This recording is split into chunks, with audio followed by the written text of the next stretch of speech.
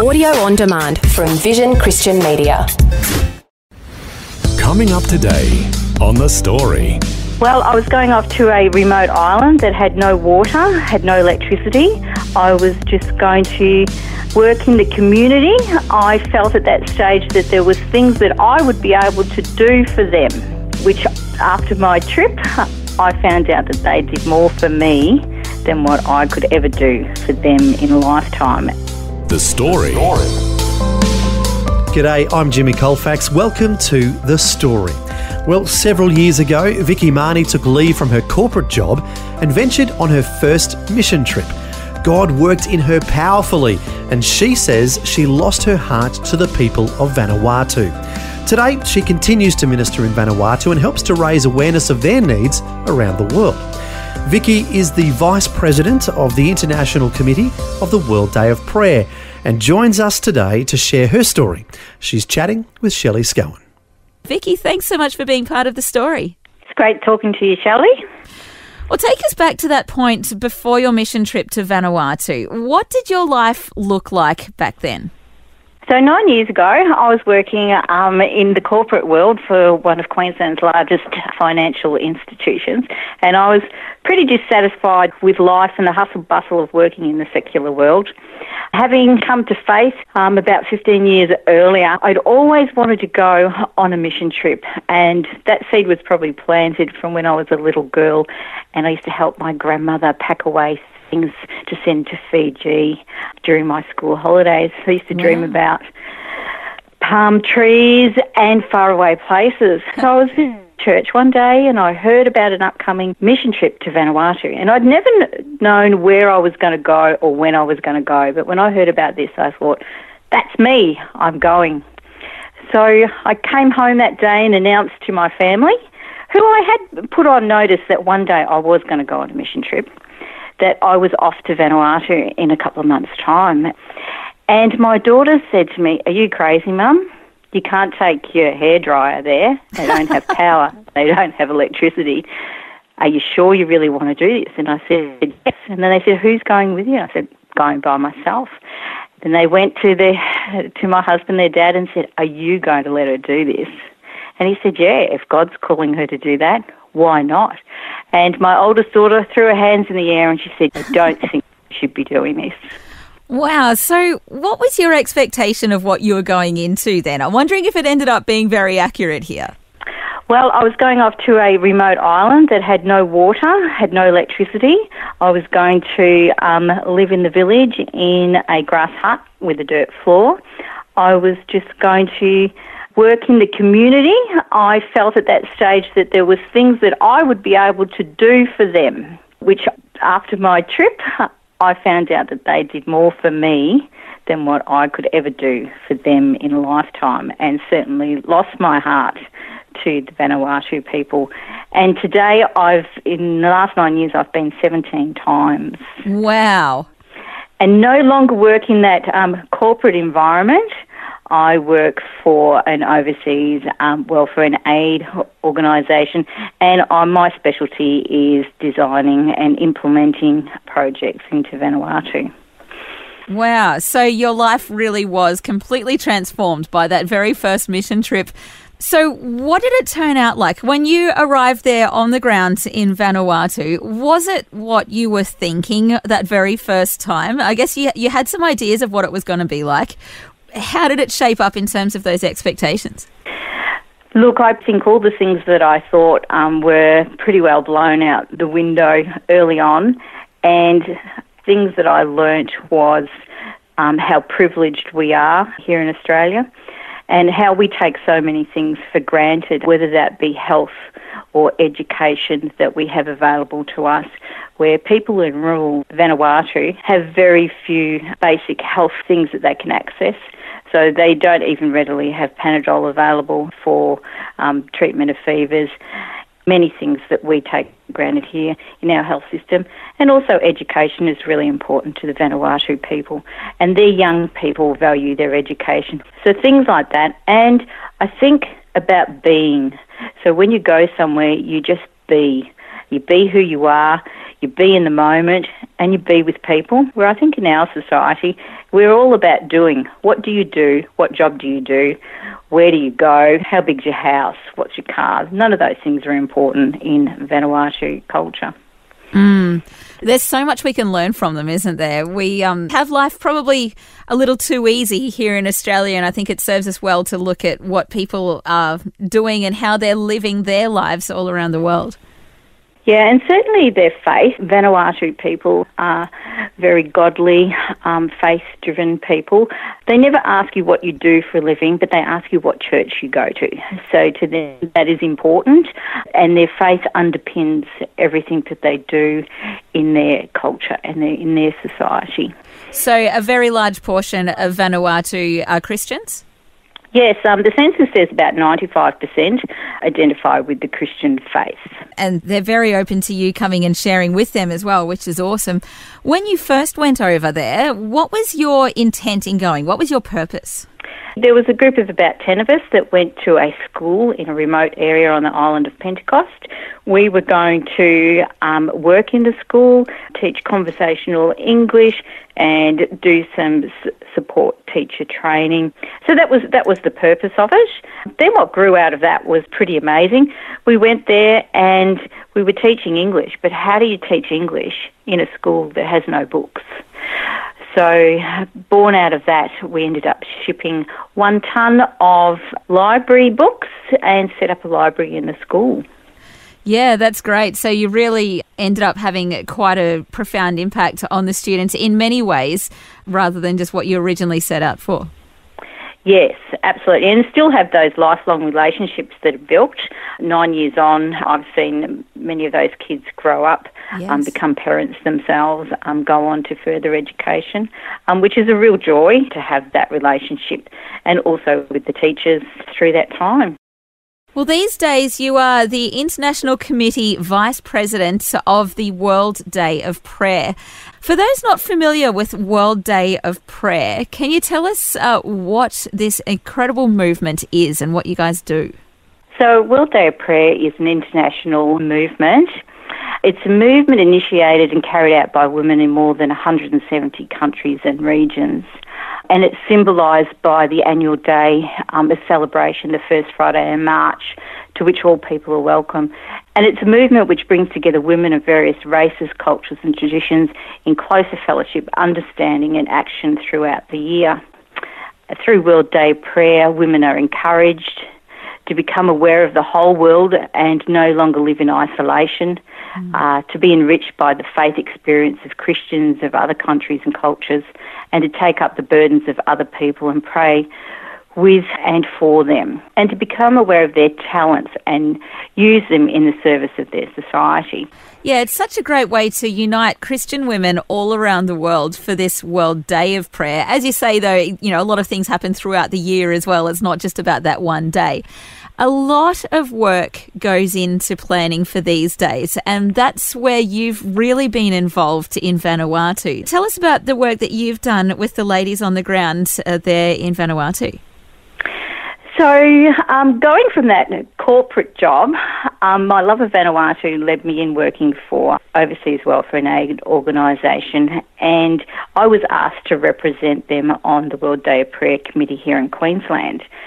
And through that involvement, I went to the international conference in Brazil in 2018, and I learnt that Vanuatu was chosen for 2021. But unfortunately, communications had broken down and they were going to be removed from the list of countries. And I said, no, I think I can fix this. So then I went off on my journey to re-establish communications with the World Day of Prayer Committee in Vanuatu. So I have been working with them since 2019 to develop the service, because it needs to be an expression of the Vanuatu women, gives them an opportunity for leadership, to develop their skills in developing this service that is then distributed to 170 countries around the world and translated into over 100 languages. So I spent a couple of weeks in Vanuatu working with the committee, putting together the service, the music, the children's program. So it's an expression of Christianity in the ways that the Vanuatu people celebrate their faith. You said that you've been to Vanuatu 17 times in the last 9 years, which is a very impressive effort, I've got to say. What are some of the times that have really stood out to you the most? Like your biggest, I guess, most powerful memories of your times in Vanuatu? Look, I'd have to say my trip after Cyclone Pam in 2015, which devastated parts of Vanuatu. I was on the ground 4 weeks after the cyclone went through, went to the island of Tanna where there was not one tree left standing, there wasn't a blade of grass on the ground, all the houses had been washed away. And just to see the resilience of the people come back from that and to be able to deliver some food aid to remote villages where there had been reports of a father killing his young children because he didn't want to see them starve to death because they had no food. And to be able to make that situation for that village more positive moving into the future, that knew that they did have some food until their crops grew, was really rewarding, and one of those things where you really can make a difference in the world in which you live. And one person can make a difference. And if each one of us do our little bit together, we can make a big difference. So that's probably one of the most powerful memories I have. And probably the other thing about visiting Vanuatu, I mostly don't go alone. I take teams of people and young people. And the difference that it makes in their lives. I was halfway through my life when I experienced this change, this impact that the Vanuatu people have made on me. And if young people can experience that at the beginning of their life, the difference that it makes in their Christian walk and their faith is immeasurable. And there's one story that stands out about that. When I come back from my trips, I often speak in churches about my experience and the team's experience. One morning we were speaking in a church, and I'd have to say it was one of those mornings I was a bit tired, maybe wanted to sleep in, but I got out of bed and did what I had to do. A year later, a young woman came on the next trip with me, and she said, I have to tell you about my testimony. I sat in church a year ago when you spoke about the last trip, and I was sitting there and I was planning to go home and commit suicide. But you spoke about how you were accepted and the love of Jesus and how these people just love you for who you are. And she said, I wanted to experience that. So I decided to put away that plan and come on this trip this year. And I'm happy to say that a few years on, this beautiful young woman is thriving, beautiful, faith-driven Christian woman. Isn't that interesting, the impact that these lovely people from Vanuatu have had on you guys? I mean, as you said, it's you who go with the intention of blessing them, but I reckon they probably bless you even more. Oh, absolutely. And anybody that has ever visited with me, our lives have changed forever. And I think it's because our lives, when we visit there, are stripped back to the rawness and all the stuff that we stuff into our lives is removed when we're in that environment. So we have to rely on God because it's so very, very different to what we have here. We're normally in a group with we don't know too many people or don't know them deeply. So it really is our relationship with God in this foreign environment with no power, no water, no proper sewage system. It's hot, there's mozzies, we might be flooding around in the jungle walking somewhere, and it just strips away everything. So it's just you and God. And then how that relationship develops in that environment is just amazing. Yeah, it's just incredible stuff and life-changing, I think, on all counts. The difference that you are able to make over there and then the stories that you're able to share with us around the world as well. Vicki Marney, thanks so much for telling us your story today. Thanks, Shelley, for having me. It's great to be able to talk about what I'm passionate about, which is the Vanuatu people and World Day of Prayer.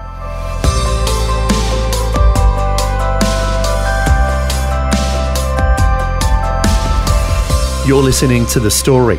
That was Shelley Scowen chatting with Vicki Marney, who left her comfortable corporate position to minister to people in Vanuatu. Also, Vicki is the Vice President of the International Committee of the World Day of Prayer. To learn more, their website is worlddayofprayeraustralia.org. That's worlddayofprayeraustralia.org. vanuatu.org. Well, next we're going to turn our focus to another part of the world as Eric Scatterbo chats with a friend of his in the United States who shares the story about the time he and his wife were stranded in India. All that and more when we return. The Story. If this program has highlighted something you'd like prayer for, we'd love to pray for you. Call 1-800-PRAY-FOR-ME. That's 1-800-772-936. It's a free call. Or text 0401 132 888.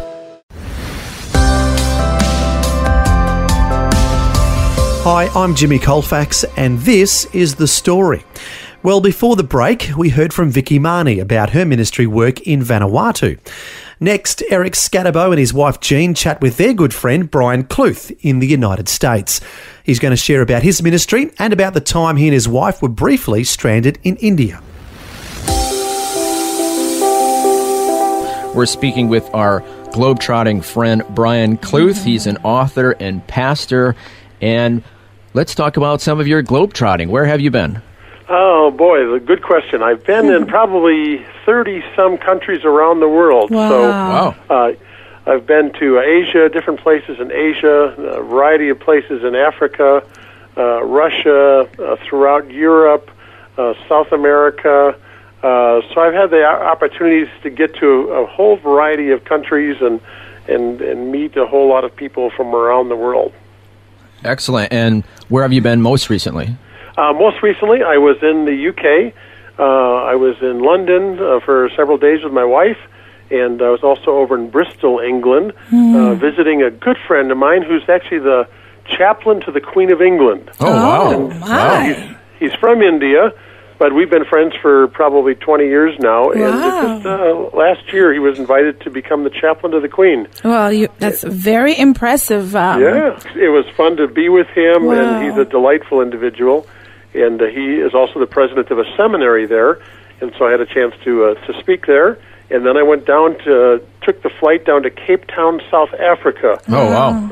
And I used to think that Colorado Springs was the most beautiful city in all the world, but Cape Town, South Africa is definitely another beautiful location. Is it? Oh, okay. And I was there for a number of weeks, and just and I'm ready to go back. I thought it was going to be a once-in-a-lifetime trip. Yeah. It's a long ways away, but it was just a tremendous time with the people there, and we saw some wonderful things happening, and so I hope to go back to Cape Town again. Now, you mentioned a friend from India. It brings to mind that you have an adopted daughter from India. Is that right? We have an adopted daughter from India. We call her our Indian princess. She's gorgeous. My wife went to Delhi, India, when she was able to pick her up. We were able to arrange the adoption. Yep, I remember that. Yep, and so when she was 9 months old, we Yes. brought her back, and she's now just turned 12, and Wow. she's just a beautiful young woman, and is doing so well in life and school and in friendship and in sports. So I'm just so proud of her. You were our pastor there in Milwaukee for several years, and I remember several sermons of yours, but I vaguely remember that you had an experience, I believe it was in India, where you were in a town that you didn't have any idea where any churches were. Correct. And you had to find it. What was that story? Oh, it was an amazing story in that we got to Delhi, India, after being gone for 6 weeks of travel, my wife and I. We'd been married a few years, didn't have children at the time, and we were basically, at that time we didn't even have credit cards. We just had the money in our pockets, and we go to fly back to the U.S. from Delhi, and they tell us the plane is canceled. Oh, dear. The plane's going to be canceled, and it will not fly for another 3 days. Oh, my. So we had enough money only for one night's hotel. And so we prayed, and we said, Lord, help us. Wow. We don't know anybody in Delhi. We don't have anybody to call. But all I knew was there was a church somewhere in Delhi. And Delhi is millions of people, in a very big city. And I said, all I know is that there's a church called Delhi Bible Fellowship somewhere in Delhi. So anyway, so that night we just went and got a hotel. We got a hotel, and it was a nice hotel. So we were in the hotel, and I looked up in the phone book, where is this Delhi Bible Fellowship? and it turns out that church met in the hotel we were staying in. Wow. in the banquet room. Oh, and so to go to church the next morning, all we had to do was go down the elevator and step out, and there we were in the church. Oh, amazing. And so we went to the church, and somebody afterwards said, well, now, where are you from? And we told them, and they said, well, how long are you here? And we said, well, 3 days. And they said, where are you staying? And then we said, we have no idea. Wow. Because our money was now gone. Yeah. And they said, well, why don't you come home with us? Oh, wow. And so it was actually a Canadian couple. Took us into their home. They actually gave us some money to go down and see the Taj Mahal. Cost 5 cents to get into the Taj Mahal at that time. 5 cents American. And we went down to the Taj Mahal and had a wonderful time, and came home. But we saw God answer some very real prayer on that particular trip. What a God moment. It was a God moment, and one you never forget in life. That's right. So you just picked a hotel out of the phone book? You had no idea? We just picked a hotel. We just, said, how much money do we have? And we didn't want to, India is a beautiful place, but it can be an unusual place also. And so we did go to more of a Western-style hotel. Yeah. And we had enough money for one night stay. And, and we didn't know what was going to happen next, but we definitely saw God provide for us. That's beautiful. And of course, the ironic thing about all of this is that the reason why Brian Kluth is traveling around the world is to talk about how God will supply your needs.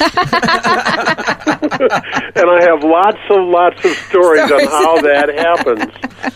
So let's move to this topic. You are an international speaker and author, and you kind of talk about how the Bible is your guide to finances. Is that more or less your topic? Yeah, that is the topic, and and it's one that I never ever understood until I was in my 20s.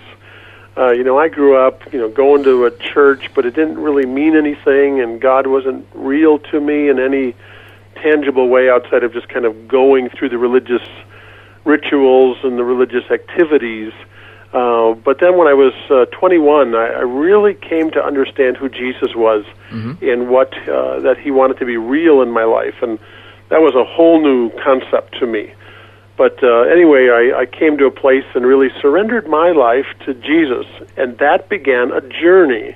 And part of that journey was, growing up, I was a liar, and I was a thief, and I would steal, and I did so many bad things. But after I came to become a Christian, to know who Jesus was, and to know him in my life, one of the things I realized, I don't think it's probably a good idea to be lying and stealing and cheating anymore, and I found out that the Bible, there was a friend of mine who went through from the front of the cover to the back cover, and he marked every single verse, underlined it, what does the Bible say about money and finances and so forth. And there were actually 2,350 verses in the Bible that helps people understand how they're to live. I like to call the Bible, the Bible, basic instructions before leaving Earth. Right. That's right. what the Bible stands for, basic instructions before leaving Earth. And so in my 20s, I began to look up those verses, and I began to understand what God teaches on finances and how he provides for people and guides people. And my life became just radically changed as I came to understand who God was and how he takes care of his children. And so over the years, I've had the chance to literally go around the world and share that with people all over the world, and people from all kinds of different economic backgrounds, from the very, very wealthy to people making $10, $20, U.S. per month. But the truth is the same, no matter where someone lives or what culture they're in. So that's been a very exciting journey to be able to do that for people. Well, we could kind of sum up some of the basic themes of your speaking is that if you give to the Lord, he will supply your needs and he will meet your needs just like he did when you were, short of money in New Delhi. Yeah, and where some people go wrong, though, is they think God is supposed to supply their greeds not their needs. Right. Yeah, that's a good point. You know, and so sometimes there's Christian teaching out there which kind of has a give to get mentality. Mm-hmm. Right. But I really believe you learn to give even if you have very little, because when I was struggling and I didn't have a lot of money, when you learn to be a generous person, you take even the little you have and you thank God for what you have, and you share that. You share what you've been given with others. You feel rich in your heart. I said it like this to somebody once: if you're a pauper and you learn to give, you'll feel like a prince. But if you're a prince and you don't learn to be generous, you don't learn to give, you will always feel like a pauper. And so in my own life, you know, just learning, whether I had very little or much, learning to be generous with whatever God has put into my hands, and always then believing that God would meet my needs, which the Bible says is food and clothing. Right. And there's others that would teach many other things. He's going to provide all kinds of amazing things. And I'm not necessarily seeing that as true, but I have seen him again and again and again meet one's needs, like in that story in India. Right. Our need actually that day was for shelter, and someone took us in, you know, and that was an amazing part of that story. That was Eric and Jean Scatterbo chatting with their globetrotting friend Brian Kluth, who was in the United States at the time of that conversation. As a matter of fact, since that was recorded, Brian has come to Australia several times sharing about the joy of giving at various churches and organisations. As it says in the Bible, the Lord loves a cheerful giver. And as Brian just shared, if you are generous with whatever amount that you have, you will be cheerful and feel rich in your heart. To learn more about Brian's ministry on giving and biblical finances, his website is briankluth.org. That's Brian Kluth, KLUTH.org. Well, thanks for joining us for two stories today. I'm Jimmy Colefax, encouraging you to share your story with someone today. Next time on The Story. There were times where, I was truly asking, God, what are you doing? And he kept putting this verse on my heart. It was Philippians 4:6. Don't worry about anything, but in all your needs, ask God. And that verse kept coming up, and finally I just said, God, you've got to be kidding. Don't worry? I go, yeah, I want a different verse. I don't like this one. Dave Hampson's wife had just reached the 5-year mark of being cancer-free when they found their daughter on the floor of her room and unable to move. David thought that his family was finally done with major health challenges when suddenly they were facing another one. Dave will share what happened next time. The Story. Just another way Vision is connecting faith to life.